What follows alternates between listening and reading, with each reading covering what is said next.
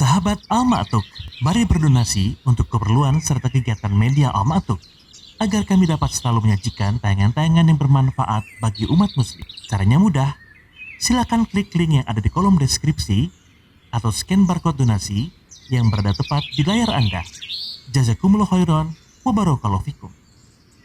Bismillahirrahmanirrahim. Assalamualaikum warahmatullahi wabarakatuh. Alhamdulillahi rabbil alamin wal aqibatu lil muttaqin fala udwana illa 'alal zalimin. Wassalatu wassalamu ala asyrafil anbiya'i wal mursalin nabiyina Muhammad wa ala alihi wa sahbihi ajma'in. Allahumma la ilma lana illa ma 'allamtana innaka antas samiul alim. Para hadirin yang dimuliakan Allah Subhanahu wa taala, alhamdulillah pada kesempatan siang hari ini kita kembali bisa melanjutkan pembacaan hadis kita dalam kitab Riyadhus Shalihin, yang mana alhamdulillah kita sudah sampai di bab ke-48. Mu'allif rahimahullahu ta'ala berkata, Babut tahdzir min idza'is shalihin wad dha'afati wal masakin. Bab ancaman dari menyakiti orang-orang soleh, orang-orang lemah, dan orang-orang miskin. Mu'allif rahimahullahu ta'ala mendahulunya dengan beberapa ayat. Di antaranya itu firman Allah Subhanahu wa ta'ala dalam surat Al-Ahzab ayat 58, walladzina yu'dzunal mu'minina wal mu'minati bighairi maktasabu faqad ihtamalu buhtanan wa itsman mubina. Yaitu orang-orang yang menyakiti orang-orang beriman dari kalangan laki-laki dan perempuan bukan karena dasar ulah mereka, maka sungguh mereka telah melakukan perbuatan yang keji, hal yang tidak dikenankan, wa ismam mubina, dan dosa yang besar. Kemudian firman Allah Subhanahu wa taala dalam surat Ad-Duha ayat 9 dan 10, fa ammal yatima fala taqhar, adapun kepada anak yatim maka jangan bersewenang-wenang. Wa ammas sa'ila fala tanhar, dan terhadap orang yang meminta-minta, orang-orang miskin, maka jangan kamu mencemoohnya. Kemudian Imam An-Nawawi rahimahullahu taala mengatakan, wa ammal ahadits fakatsiratun, adapun hadis-hadis yang berkaitan dengan bab ini sangatlah banyak. Di antaranya yaitu hadis dari Abu Hurairah radhiyallahu anhu, yang mana Nabi sallallahu alaihi wasallam bersabda, man adali waliyan faqad azantuhu bil harbi. Barang siapa yang menyakiti, memusuhi waliku, maka aku umumkan kepadanya peperangan. Kemudian sabda Nabi SAW, ya Aba Bakrin, la in kunta aghdabtahum laqad aghdabta rabbak. Wahai Abu Bakar, apabila engkau menyakiti mereka, sungguh engkau telah menyakiti, sungguh engkau telah membuat Rabbmu marah. Apabila engkau, wahai Abu Bakar, membuat marah mereka, maka sungguh engkau telah membuat marah Rabbmu. Adapun hadis yang Imam An-Nawawi bawakan, hadis wa an Jundub bin Abdullah radhiyallahu anhu qala Rasulullah sallallahu alaihi wasallam, man shalla salata subhi fahuwa fi zimmatillah fala yatlubannakumullahu min zimmatihi bi syai' fa innahu man yatlubuhu min zimmatihi bi syai' yudrikhu thumma yakubbahu ala wajhihi finnar. Rawahu Muslim. Dari sahabat Jundub bin Abdullah, semoga Allah Subhanahu wa taala meridainya, dia berkata, Rasulullah sallallahu alaihi wasallam bersabda, man shalla salata subh, barang siapa yang melaksanakan salat subuh. Dalam riwayat lain, fi jamaah, dalam berjamaah. Kan tapi hadis ini menunjukkan keumuman, oleh karenanya fadilah yang didapatkan yaitu mereka orang yang salat subuh sendirian ataupun berjamaah. Fahuwa fi zimmatillah, maka orang yang melaksanakan salat subuh, dia akan mendapatkan jaminan dari Allah Subhanahu wa taala, perlindungan dari Allah Subhanahu wa taala. Fala yatlubannakumullahu min zimmatihi bi syai', maka jangan sampai Allah Subhanahu wa taala murka kepada kalian dikarenakan kalian mengganggu mereka, yaitu orang-orang yang sholat subuh. Nah, bisyai ini menunjukkan sedikit pun. Jadi jangan sampai kita menyakiti mereka meskipun hanya sepele, kita anggap sepele. Nah, menyakiti mereka dalam kehormatan mereka, harta mereka, ataupun jiwa mereka. Karena pada hakikatnya al-muslimu akhul muslim. Muslim itu saudara bagi muslim lainnya. Dan Nabi SAW bersabda, al-muslimu al-muslim haramun damuhu wa maluhu wa irduh. Orang muslim dan muslim lainnya itu haram, memiliki kehormatan pada jiwa mereka, darah mereka, harta mereka, dan kehormatan mereka.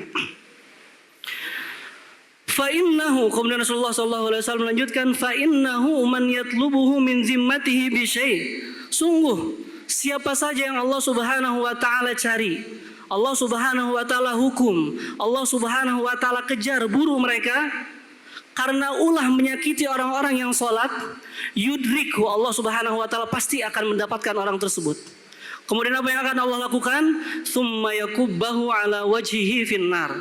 Allah akan jerumuskan, Allah akan masukkan dia di atas wajahnya ke dalam api neraka. Rawahu Muslim, hadis ini diriwayatkan oleh Imam Muslim. Para hadirin yang dimuliakan Allah Subhanahu wa taala, dalam hadis ini Rasulullah SAW menyebutkan salat subuh. Syekh Muhammad bin Adam bin Ali al-Athiyubi mengatakan dalam syarah Muslimnya, wa innama khassa salata subhi bizikri lima fiha minal kulfati wal masyaqqah. Kenapa disebut salat subuh dalam hadis tersebut? Karena pada hakikatnya pada salat tersebut ada beban tersendiri. Seorang muslim merasa berat untuk melaksanakan salat subuh. Wa adauha mazinnatu khalusir rajul. Dan ketika seorang melaksanakan salat subuh, maka tercermin dari diri dia keikhlasan. Dan sebagian ulama mengatakan, bahwasanya barang siapa yang telah melaksanakan salat subuh, bisa salat subuh, insya Allah salat-salat lain itu lebih mudah. Di antara faedah yang dapat kita ambil dari hadis ini, yang pertama yaitu bayanu fadli salati subuh, keutamaan melaksanakan salat subuh. Bagaimana Nabi SAW menyebutkannya dalam hadis ini. Man shalla salata subuh, barang siapa yang melaksanakan salat subuh. Faedah yang kedua yang dapat kita ambil, bayan annal abda idza shalla subuh dakhala fi zimmatillahi ta'ala. Dalam hadis ini terdapat penjelasan barang siapa yang sholat subuh, maka dia masuk ke dalam perlindungan Allah Subhanahu wa ta'ala. Dan perlindungan ini hadirin sekalian, perlindungan lain yang Allah Subhanahu wa ta'ala diberikan kepada orang-orang yang bertauhid. Allah sebutkan dalam surat Al-An'am, alladzina amanu wa lam yalbisu imanahum bidzulm ulaika lahumul amnu wa hum muhtadun. Orang-orang yang beriman dan mereka tidak mencampurkan keimanan dan kesyirikan, ulaika lahumul amn. Bagi mereka itu keamanan, perlindungan dari Allah Subhanahu wa taala. Dan orang yang salat subuh, dia mendapatkan perlindungan di atas perlindungan. Qad istajara billah, orang ini sudah meminta perlindungan kepada Allah. Wallahu ta'ala qad ajarahu, maka Allah Subhanahu wa ta'ala melindungi orang tersebut. Fala yanbaghi li ahadin ay yata'arrada lahu bidhur, maka tidak berhak, tidak pantas seseorang untuk menyakiti orang yang salat subuh.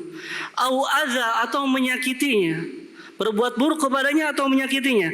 Faman fa'ala dzalika fallahu yatlubu bihaqqihi. Barang siapa yang melakukan itu, menyakiti orang-orang yang melaksanakan salat subuh, maka Allah Subhanahu wa taala akan mengejar dia, memburu dia. Wa may yatlubuhu Allah lam yajid mafarran wala malja'a. Dan siapa yang Allah kejar, Allah buru, Allah hukum dia, maka tidak ada tempat berlindung dan tidak ada tempat lari. Wa hadza wa'idun syadid liman yata'arrad lil musallin. Hadis ini menjadi ancaman yang besar bagi siapa saja yang menyakiti orang-orang yang melaksanakan salat. Kemudian faedah yang lain yang dapat kita ambil dari hadis ini, bayan annallaha ta'ala la yu'jizahu syai'un fil ardi wala fis sama.